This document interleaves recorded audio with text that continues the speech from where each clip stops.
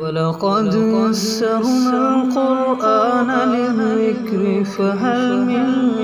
مُّدَّكِرٍ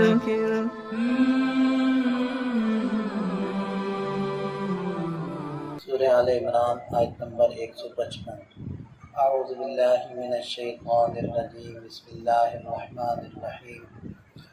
ان الذین تولوا منکم یوم التقى الجمعان انما استزلهم الشیطان ببعض ما کسبوا ولقد عفا اللہ عنہم ان اللہ غفور حلیم۔ یقیناً وہ لوگ جنہوں نے تم میں سے پیٹھ پھیری اس دن جس دن دو جماعتیں یعنی دو لشکر آپس میں ملے، یعنی ان کی جنگ ہوئی، یعنی غزوہ احد کے دن کہ کچھ لوگ مسلمانوں میں سے وہ میدان چھوڑ گئے، میدان سے پیچھے ہٹ گئے۔ انما استزلهم الشیطان ببعض ما کسبوا، تو در حقیقت ان کی کسی عمل کی وجہ سے شیطان نے ان کو لغزش میں مبتلا کر دیا، یعنی ان کی زندگی میں کبھی ان سے کوئی لغزش ہو گئی، کوئی خطا ہو گئی، کوئی قصور ہو گیا، کیونکہ دیکھیں حضرات صحابہ کرام معصوم عن الخطا نہیں تھے، تو کبھی کوئی غلطی ہوگی، کوئی خطا ہو گئی، تو اس کی وجہ سے شیطان کو حوصلہ مل گیا کہ میں ان کو کسی اور خطا میں بھی مبتلا کر سکتا ہوں، تو یہ اس کی طرف سے پھر یہ خطا میں مبتلا کرنا اور لغزش میں ڈالنا تھا۔ وَلَقَدْ عَفَا اللَّهُ عَنْهُمْ، اور اللہ ان کو معاف کر چکا ہے۔ یہ آیت مبارکہ کا حصہ بہت زیادہ اہمیت کا حامل ہے، کیونکہ عام طور پر جو لوگ اعتراض کرتے ہیں حضرات صحابہ کرام پر، جن کا شیوہ ہے اعتراض کرنا، تو وہ ان آیات کو لے کر اعتراض کر رہے ہوتے ہیں کہ دیکھیں احد کے دن میں وہ یہ صحابہ ہی تھے نا جو میدان چھوڑ گئے، جو ایک مرتبہ پیچھے ہٹ گئے، جو ایک مرتبہ تلوار پھینک دی انہوں نے، تو دیکھیں ان کا تذکرہ قرآن میں آ رہا ہے، تو جہاں قرآن میں یہ آ رہا ہے وہاں قرآن نے یہ بھی تو کہہ دیا کہ وَلَقَدْ عَفَا اللَّهُ عَنْهُمْ، اللہ ان کو معاف کر چکا ہے، تو جن کو اللہ معاف کر چکا ہے تو پھر ہمیں بھی معاف کر دینا چاہیے۔ ان اللہ غفور حلیم، یقیناً اللہ تعالیٰ بخشنے والا ہے اور بردبار ہے، حلم والا ہے۔ یا ایھا الذین آمنوا، اے ایمان والو، لا تکونوا کالذین کفروا، ان کافروں کی طرح نہ ہو جاؤ، وقالوا لاخوانہم، جو اپنے بھائیوں کے بارے میں کہتے ہیں، اذا ضربوا فی الارض، کہ جب وہ سفر میں کسی جگہ چلے جائیں، او کانوا غزا، یا پھر کسی غزوے کے اندر چلے جائیں، جہاد میں چلے جائیں، لو کانوا عندنا ما ماتوا وما قتلوا، اگر یہ لوگ ہمارے پاس رہتے تو نہ یہ وفات پاتے نہ یہ قتل ہوتے۔ تم یہ نہ کہنا کہ اگر احد کے دن ہم باہر نہ نکلتے،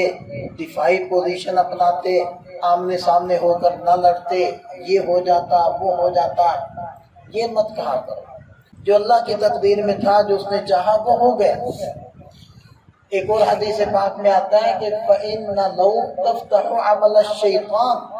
یہ کاش کاش مت کہا کرو، اگر یوں ہوتا تو ایسے ہو جاتا، اگر میں یوں کر لیتا تو یہ ہو جاتا، یہ مت کہا کرو، اس لیے کہ جو ہوا ہے بس وہی ہونا تھا۔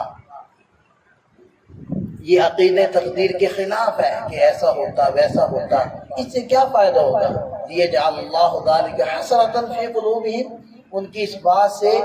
بس اللہ تعالیٰ ان کے دلوں میں حسرت کو پیدا کرے گا، افسوس بڑھے گا، اس جو غم پہنچا ہے، جو تکلیف پہنچی ہے، اس کی تکلیف بڑھے گی، اس کا غم بڑھے گا، حسرت بڑھے گی، اور کچھ فائدہ نہیں ہوگا۔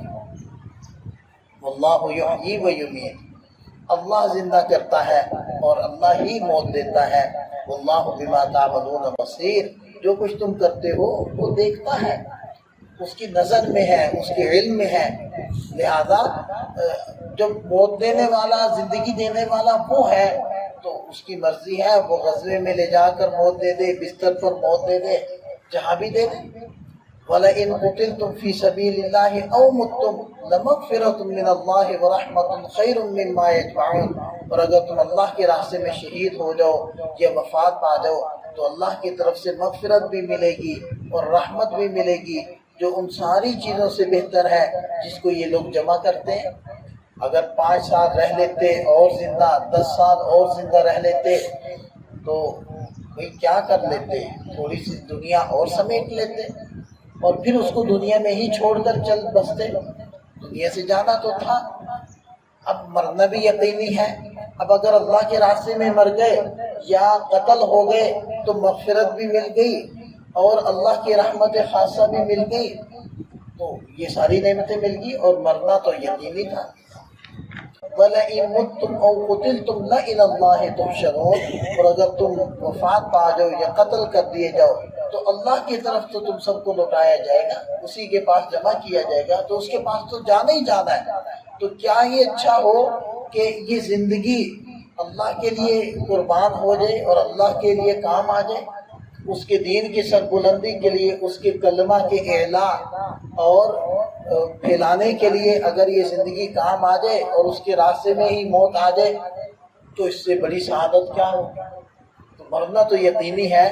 اور ہر صورت میں مر کر اللہ تعالیٰ کے پاس ہی انسان کو جانا ہے. اللہ تعالیٰ ہمیں ان باتوں کی سمجھ عطا فرمائے.